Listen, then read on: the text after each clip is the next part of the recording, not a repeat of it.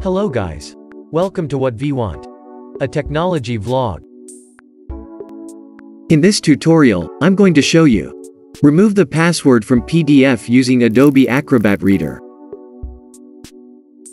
For more information, visit our article, Remove Password from PDF. Link provided in the description. Without any delay, let's get started.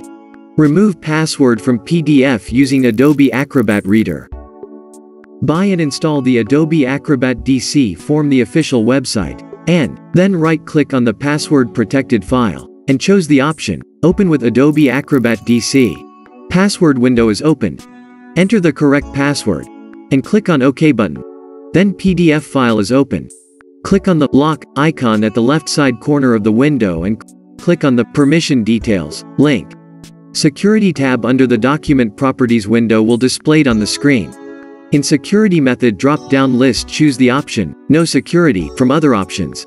It will be prompted with a confirmation window with a message saying, Are you sure you want remove security from this document? Click on OK button. Password will be removed from your original PDF file. After click this OK button. That's it. Hope you like this tutorial. Subscribe for channel for regular updates. And don't forget to hit the bell icon.